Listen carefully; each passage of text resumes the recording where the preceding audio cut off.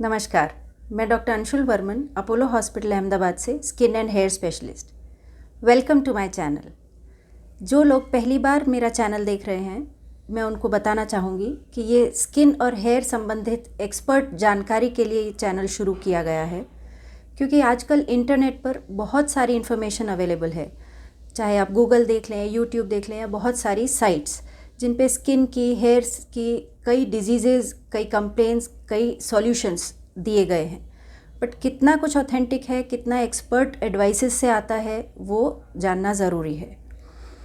तो आज का हमारा टॉपिक है हेयर लॉस, यानी बालों का झड़ना। पिछले कई महीनों में कॉमनली हमारे पास बहुत पेशेंट्स आए हैं जो हेयर फॉल से रिलेटेड कंप्लेंट्स लेकर आते हैं। बहुत सारे पेशेंट्स में हमारा कॉमनली एक ये सवाल रहता है कि पिछले 3-4 महीने में या पिछले कुछ समय में उनको कोई और मेजर तकलीफ़, मेजर बीमारी तो नहीं है, कोई उन्होंने बहुत ज़्यादा दवाइयाँ तो नहीं ली है, कोई और स्ट्रेस है। ये सारे कॉमन रीज़न्स हैं हेयर फॉल के, जिनकी वजह से ये बालों का झड़ना सडनली जो बढ़ता है वो तकलीफ़ देखी जाती है। 2021 में सबसे बड़ी बीमारी जो रही है वो है कोविड की। तो कोविड के बाद हेयर फॉल और हेयर लॉस बहुत कॉमन रहा है।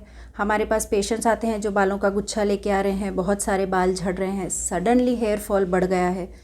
तो उसकी वजह से कॉमन जो एक हमको कंप्लेन थी कि कोई भी इन्फेक्शन होता है, कोई भी बॉडी पर फिज़िकल स्ट्रेस है, जैसे कि न्यूट्रिशनल डेफिशिएंसी है, बहुत ज़्यादा एक्सर्शन है, दवाइयों की तकलीफ़ है, तो उससे ये हेयर फॉल की प्रॉब्लम बढ़ सकती है, या मेंटल स्ट्रेस की वजह से भी। जब हम ये देखते हैं कि नॉर्मल रेट पे जो हेयर फॉल हो रहा है वो सडन इंक्रीज़ होता है, तो डेफिनेटली कोई उसमें जो हमारा हेयर का ग्रोथ साइकिल है उसमें डिस्टर्बेंस आता है। तो जो हमारे ग्रोइंग फेज़ में बाल हैं या रेस्टिंग फेज़ में हैं, वो सडनली फॉलिंग फेज़ में चले जाते हैं, यानी कि जो हम आजकल समझते हैं टेलोजन एफ्लूवियम के नाम से जाना जाता है। तो टेलोजन एफ्लूवियम काफ़ी सारे पेशेंट्स में आजकल देखा गया है, और उसमें सबसे बड़ा आपको ये ध्यान रखना है कि कभी कभार जो प्रीवियस इंजरी या स्ट्रेस जो आया है बॉडी पे या हेयर ग्रोथ साइकिल पे, वो कैसे अटकाया जाए। तो विद टाइम धीरे धीरे आपका हेयर फॉल वापस पहले की स्थिति में आ सकता है, लेकिन कई बार ऐसा होता है कि वो हेयर फॉल कंटिन्यू रहता है।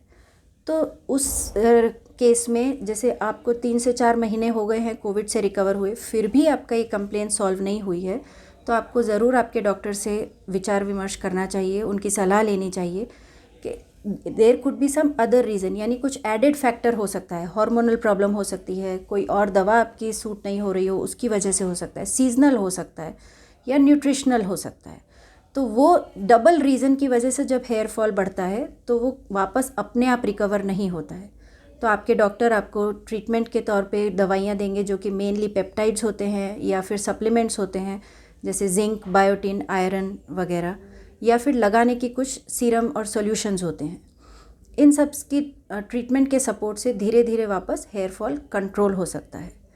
अब अगली वीडियो में मैं आपको बताऊंगी ये ट्रीटमेंट ऑप्शंस के बारे में डिटेल में, जो सारे प्रोसीजर्स हैं, जो लगाने की दवाइयाँ हैं, उनका कैसे यूज़ करना है, उनके साइड इफ़ेक्ट्स से कैसे बचना है।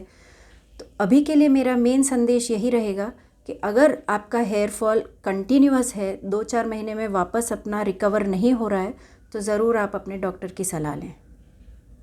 Thank you.